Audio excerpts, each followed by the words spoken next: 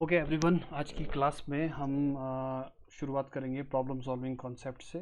तो आज का टॉपिक है वो आपके पास है understanding problems, problem definition, problem constraints, solution, implementation of the problem and why to choose Python for solving problems. तो इस छोटे से लेक्चर्स को मैं थोड़ा सा आपके सामने रखना चाहता हूँ।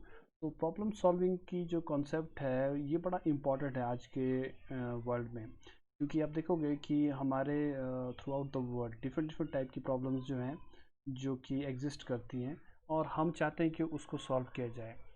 ऐसी बहुत सारी प्रॉब्लम्स होंगी जो कि शायद इम्पॉर्टेंट भी होंगी।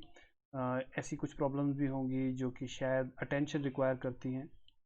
कुछ प्रॉब्लम ऐसी भी हो सकती हैं जो बहुत ही क्रूशल वर्ल्ड सिचुएशन को सॉल्व करती हैं, और शायद ऐसी प्रॉब्लम्स भी हो सकती हैं जो बहुत बड़े मास पॉपुलेशन को कवर करती है। तो सबसे पहला क्वेश्चन यही उठता है कि हम प्रॉब्लम्स को सॉल्व करें तो करें क्यों? क्योंकि अल्टीमेटली आप देखोगे कि हमारे पूरी दुनिया में जितने भी आप प्रॉब्लम्स देखते हो, किसी न किसी वे में वो आप ही की जो सोसाइटी है उसको बेनिफिट करती है।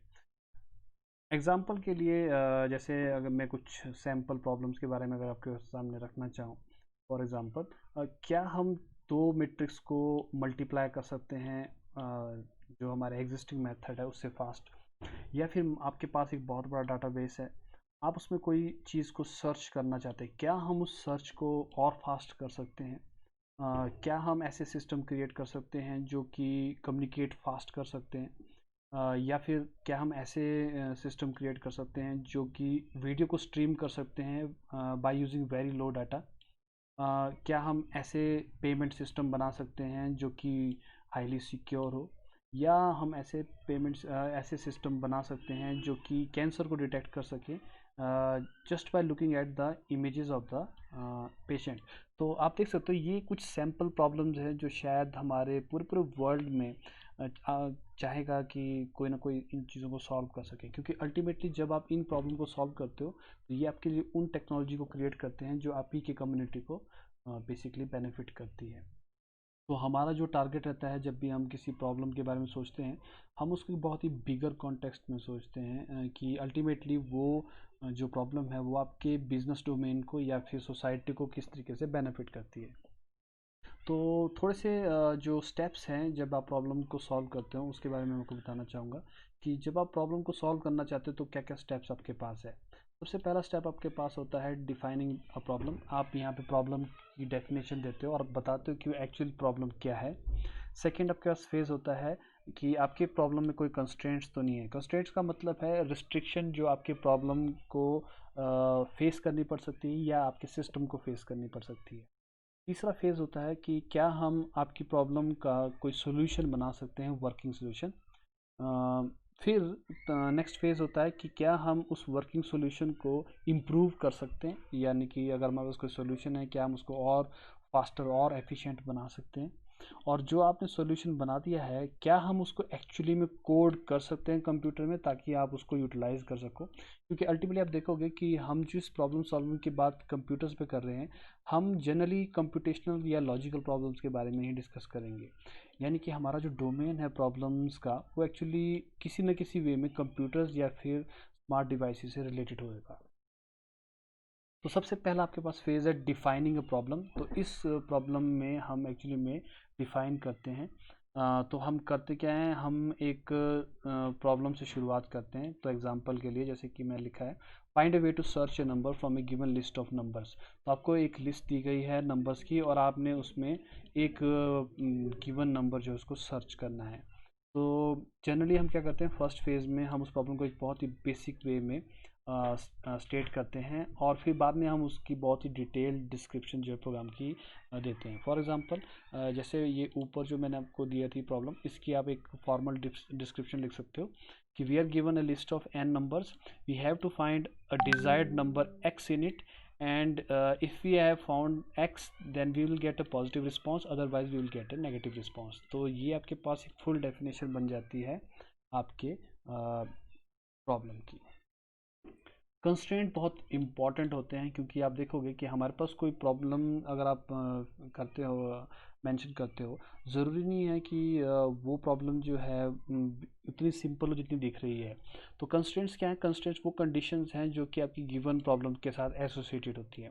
तो जैसे मैंने वही एग्जांपल बताया था कि आपको एक लिस्ट दी गई है नंबर्स की और आपने उसमें किसी दूसरे नंबर को सर्च करना है, लेकिन आपके ऊपर कंस्ट्रेंट ये है कि जिस सिस्टम में ये रन होने वाला है वो उसके पास सिर्फ 1 MB की रैम ही है। अब आप तो चलो बोल सकते हो कि ऐसे सिस्टम एग्जिस्ट नहीं करते हैं कि जहाँ पे इतनी कम मेमोरी हो सकती है, लेकिन ऐसे सिस्टम एग्जिस्ट कर सकते हैं अगर आप इसको बहुत ही छोटे से डोमेन में सोचो। अगर हमारे पास छोटे छोटे इंटरनेट ऑफ थिंग्स डिवाइसेस हैं जो बहुत ही कम मेमोरी कैरी करेंगे फ्यूचर्स में भी, तो वो अगर आप उससे कुछ सर्च करवा रहे हो तो आपका ऐसे कंस्ट्रेंट रहेगा कि आपका जो भी सॉल्यूशन है वो उस 1 MB रैम में रन करना चाहिए।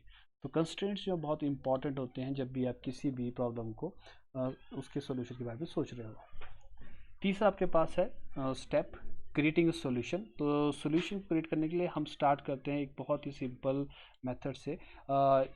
ये बड़ा इंपॉर्टेंट हो जाता है अगर आपके पास एक बहुत ही नई प्रॉब्लम है, क्योंकि जनरली हमारे पास नई प्रॉब्लम के डायरेक्ट सॉल्यूशन होते नहीं हैं। तो हम जनरली क्या करते हैं, हम बहुत ही सिंपल सा वर्किंग सॉल्यूशन तैयार करते हैं। और जनरली आप देखोगे कि अगर हमारे पास कोई प्रॉब्लम है जो वेल अंडरस्टूड है या ऐसी प्रॉब्लम है जो बहुत अच्छी तरीके से रिसर्च कर ली गई है, उसके बहुत सारे सॉल्यूशन हो सकते हैं। लेकिन अगर आपके पास कोई बिल्कुल नई प्रॉब्लम है, आपके पास शायद ज़्यादा ऑप्शन नहीं होंगे अवेलेबल। तो हम जनरली क्या करते हैं, हम एक सिंपल सॉल्यूशन से स्टार्ट करते हैं और फिर धीरे धीरे हम उसको इम्प्रूव करते रहते हैं। कैसे इम्प्रूव करते हैं, हम उन पार्ट को ऑब्जर्व करते हैं जहाँ पे बेसिकली आपके जो सॉल्यूशन है वो सबसे ज़्यादा एफर्ट को कंज्यूम कर रहा होता है। तो हम इस तरीके से जो नंबर्स हैं, जैसे कि मान लो सर्च करना था, तो वैसे तो हम चाहते तो नंबर्स को एक एक करके भी ढूंढ सकते थे, लेकिन आप देखोगे हमारे पास सर्च करने के बहुत ही क्रिएटिव मेथड्स भी अवेलेबल है जो कि बहुत फास्ट वर्क करते हैं।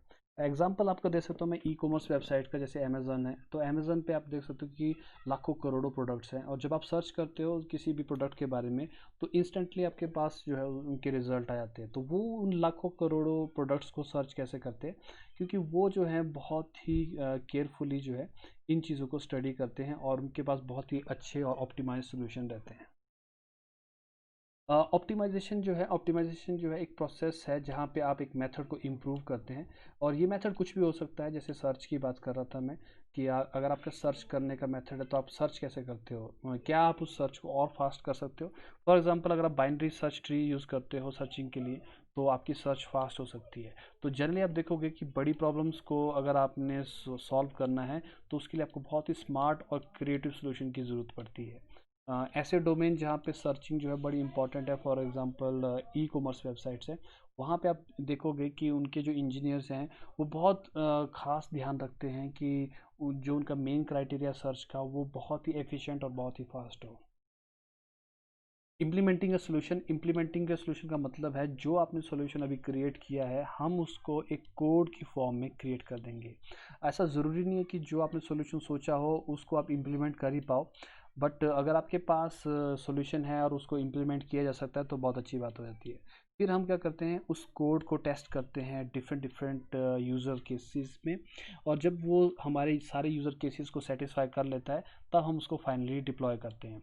डिप्लॉयमेंट करने के बाद एक इम्पॉर्टेंट फीचर स्टार्ट हो जाती है जहाँ पे हम उसको मॉनिटर करते हैं आपके सॉल्यूशन को, जो कि उसकी परफॉर्मेंस से रिलेटेड होता है और जो एक्सटर्नल डिपेंडेंसी है उससे रिलेटेड होता है। चलो ये जो पोर्शन है ये मैं आपको जब आप प्रोग्रामिंग करोगे तब मैं आपको बताऊंगा कि एक्सटर्नल डिपेंडेंसी या प्रॉब्लम्स क्या क्या होती है। लेकिन ऐसे सॉल्यूशन जो कि शायद एक्सटर्नल फैक्टर्स पे भी डिपेंड करना शुरू कर जाते हैं वो भी आपको स्टडी करना ज़रूरी रहते हैं। तो जनरली आप देखोगे कि हम जब भी कोड करते हैं और जब भी प्रॉब्लम को सॉल्व करने की बात करते हैं हम पाइथन को यूज़ करते हैं। तो पाइथन हम क्यों यूज़ करते हैं, क्योंकि पाइथन जो है मोर और लेस इंग्लिश की तरह ही दिखती है एक्चुअल कोड के बजाय। और पाइथन में बहुत सारे बने बनाए फंक्शन हैं जो आपके बहुत काम आते हैं। पाइथन जो है क्रॉस प्लेटफॉर्म है, दैट मीन्स ये आपके डिफरेंट डिफरेंट प्लेटफॉर्म पर रन कर सकती है। और पाइथन जो है आपके ट्रेडिशनल लैंग्वेज जैसे सी और सी प्लस प्लस है इससे बहुत ज़्यादा फास्ट है। तो अगर आपको बहुत ही अर्ली प्रोटोटाइप चाहिए किसी भी प्रॉब्लम का तो आप पाइथन में उसको बना सकते हो, और फिर लेटर स्टेज पे आप उसके कोर जो कंपोनेंट्स हैं इनको इम्प्रूव कर सकते हो। तो पाइथन जो है एक बहुत ही इम्पॉर्टेंट आपके पास टूल बन जाता है प्रॉब्लम्स को सॉल्व करने के लिए। तो पाइथन को हम कैसे कैसे यूज़ कर सकते हैं, मैंने आपको बता दिया था कि हम पाइथन को डेस्कटॉप पे इंस्टॉल कर सकते हैं। तो मैंने आपको बताया था विंडोज़ और लिनक्स में कैसे करना है। लिनक्स में आपके पास पाइथन जो ऑलरेडी इंस्टॉल्ड आती है तो ये आपको बेनिफिट मिल जाता है। अगर आपके पास पाइथन जो है सिस्टम पे नहीं है तो आप उसको वेब प्लेटफॉर्म से भी चला सकते हो। तो दो वेब प्लेटफॉर्म है जिनके बारे में आपको बताऊंगा, एक है पाई नेटिव और एक आपके पास है REPL.IT। तो ये दोनों प्लेटफॉर्म है जो आपको पाइथन प्रोवाइड करते हैं। और अगर मान लो आपके पास ना तो डेस्कटॉप है करेंटली, ना आपके पास वेब रिसोर्सेज हैं, तो आप ये एक मोबाइल ऐप भी इंस्टॉल कर सकते हो जिसका नाम है PyDroid 3। और ये आपके पाइथन कोड को रन करते हैं। लेकिन आपने एक बात हमेशा याद रखनी है, ये जो लास्ट के दो, ये जो आपके पास ऑप्शंस है ये सिर्फ टेस्टिंग के लिए हैं। अगर आपने एक्चुअल कोडिंग सीखनी है मैं आपको रिकमेंड करूँगा कि आप हमेशा डेस्कटॉप सिस्टम को यूज़ करें। तो ये जो तीन ऑप्शन है इसके बारे में मैं आपको बता देता हूँ। तो सबसे पहला आपके पास है पाई नेटिव। पाई नेटिव आपके पास एक वेबसाइट है और यहाँ पे आप इनका एक ऑनलाइन पाइथन कोड एडिटर है। यहाँ पे आप अपने कोड को एक्चुअली में लिख सकते हो और बाद में आप उसको रन करके यहाँ पे टेस्ट कर सकते हो। तो जनरली जब आप अपने कोड को रन करोगे तो वो उनकी वेबसाइट पे रन करता है तो थोड़ा स्लो रन करता है, लेकिन ये आपके काम आ सकता है अगर आप अपने मोबाइल से रन करना चाहते हो। तो ये जैसे सोच सकते हो एक तरह से बैकअप प्लान हो सकता है आपके लिए अगर आपने कोई कोड जो है टेस्ट करके देखना है।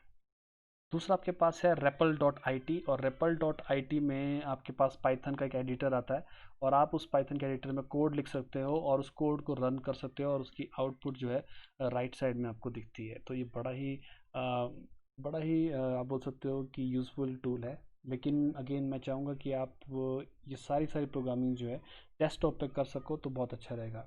अगर आपके पास जस्ट इन केस नहीं है ये चीज़ तो आप प्ले स्टोर से ये चीज़ डाउनलोड कर सकते हो, PyDroid 3। तो PyDroid जो है ये आपको अलाउ करता है ना सिर्फ ये आपको एजुकेट करता है पाइथन के बारे में, तो इसके अंदर पाइथन का एक इंटरप्रेटर भी जहाँ पे आप कोड को टेस्ट कर सकते हो। अगेन ये सब्स्टिट्यूट नहीं है डेस्कटॉप का, ये आप तभी कर रहे हैं अगर आपको लगता है कि आपका जो आपके पास करंटली जो है अवेलेबल नहीं है किसी भी तरह का रिसोर्स। पर हो सके तो इन ये तीनों तीनों रिसोर्सेज जो हैं ये आपने तभी यूज़ करने हैं जब आपके पास डेस्कटॉप नहीं है। मैं चाहूँगा कि आप डेस्कटॉप्स का कहीं से प्रबंध कर लो ताकि आप एक्चुअल कोडिंग जो है वो सीख सको। तो बेसिकली ये कंक्लूड करता है आपकी प्रेजेंटेशन को। आई होप कि आप अपने सिस्टम्स में आइदर डेस्कटॉप में या कम से कम अपने मोबाइल फ़ोन में इन टूल को इंस्टॉल कर लोगे ताकि हम नेक्स्ट फेज़ में आपकी जो प्रोग्रामिंग है उसको हम शुरू कर सकें।